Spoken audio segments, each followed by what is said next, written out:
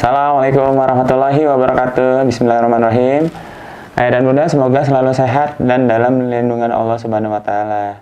Nah, ayah dan bunda terima kasih sudah datang lihat-lihat video saya. Semoga bermanfaat ya ayah dan bunda.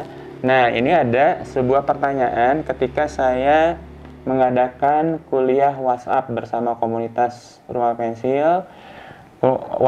Kuliah WhatsApp itu membahas tentang bagaimana membacakan cerita kepada anak. Nah, pertanyaan ini datang dari Bunda Ukti Nuri.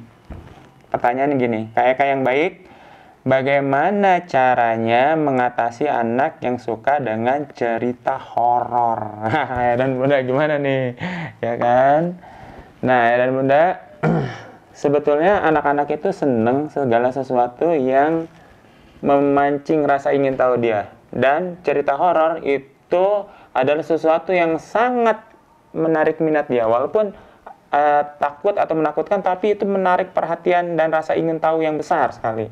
Bahkan dulu ada seorang guru TK yang bilang ke saya ketika sang guru ini sedang bercerita, ada anak murid yang cerita horor sama teman-temannya, dan teman-temannya itu malah dengerin cerita horor ini daripada ngedengerin gurunya. Nah, itu adalah satu bukti nyata bahwa cerita horor ini menarik minat anak-anak. Nah, jadi sebetulnya apa yang ditanyakan ini adalah sesuatu yang banyak terjadi di kehidupan kita sehari-hari. Nah, pertama, ayah dan bunda, bagaimana caranya supaya anak mengerem minat terhadap cerita horor ini adalah, pertama, sampaikan bahwa hantu itu tidak ada ayah dan bunda. Apalagi hantu dalam film horor kan sebetulnya digambarkan dia bisa ngebunuh orang ya, dan bunda, udah tampangnya serem bisa ngebunuh. Wah, itu menakutkan banget ayah dan bunda. Nah, sampaikan bahwa hantu itu nggak ada. Satu.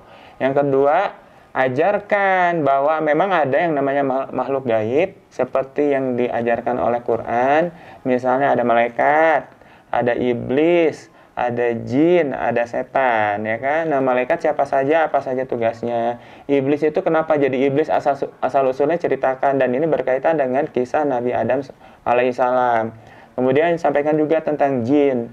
Jin itu bisa melihat kita, tapi kita tidak bisa melihat dia. Jadi nggak ada urusan sebetulnya kita dengan jin itu, ya kan? Karena kita nggak bisa ngelihat dia, nggak usah pusing lah pokoknya. Dan kemudian ada setan. Nah, setan ini adalah lebih mengarah ke kata sifat, karena setan itu ada yang berbentuk manusia dan ada yang berbentuk jin. Orang-orang yang atau jin atau manusia yang melanggar larangan Allah dan menjalankan apa yang dilarang Allah itu bersifat setan ya, dan bunda. Jadi setan itu tidak selalu menakutkan, kadang-kadang berbentuk manusia. Nah, yang kemudian yang ketiga, kuatkan akidah anak, tanamkan bahwa takut itu hanya pada Allah saja. Nah, kenapa Allah harus ditakuti? Karena Allah itu begitu agung. Ditakuti itu bukan karena Allah serem, tapi karena takut nggak dapet rasa sayang dan cintanya Allah, gitu. Takut kalau nanti di akhirat Allah marah, padahal Allah itu begitu baik. Di akhirat Allah marah sama kita. Nah, itu yang kita takutin. Ajarkan itu kepada anak-anak, ajarkan Asmaul Husna, nama-nama Allah yang 99 sekaligus sifat-sifat Allah di situ, bahwa Allah Maha Penyayang, Maha Pelindung, dan sebagainya, sehingga anak takut kalau enggak dilindungi, enggak disayang, enggak dikasih bantuan, pengertian Allah Subhanahu wa taala. Seperti ayah dan bunda. Dan yang keempat, ajarkan kisah-kisah Rasul, orang-orang soleh. Kemudian ajarkan kisah-kisah di Al-Quran dan lain sebagainya. Sehingga ya dan bunda, anak-anak punya referensi pembanding bahwa ada cerita-cerita yang seru juga, yang menegangkan, yang memancing rasa ingin tahu, tapi bukan horor, tapi asik juga gitu ayah dan bunda. Dan yang terakhir, tutup peluang anak untuk nonton atau melihat film-film atau mendengar cerita-cerita horor lagi ayah dan bunda.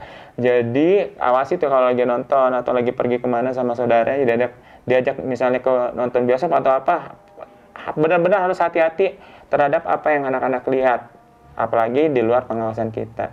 Demikian ayah dan bunda, semoga dengan demikian justru nanti dibalik hikmah, dibalik kesenangan anak terhadap cerita horor ini, kita bisa manfaatkan dengan masukkan pengetahuan tentang makhluk-makhluk gaib dalam Al-Quran, kisah-kisah Rasul, bahwa misalnya anak tertarik apa itu jin bunda, nah masukkan kisah jin dalam kisah Nabi Sulaiman, dalam kisah Nabi Muhammad SAW dan sebagainya. Jadi justru ketika ada tantangan kita manfaatkan menjadi peluang. Semoga bermanfaat ayah dan bunda. Terima kasih. Sampai ketemu lagi di video berikutnya. Assalamualaikum warahmatullahi wabarakatuh. Salam Smart Parents.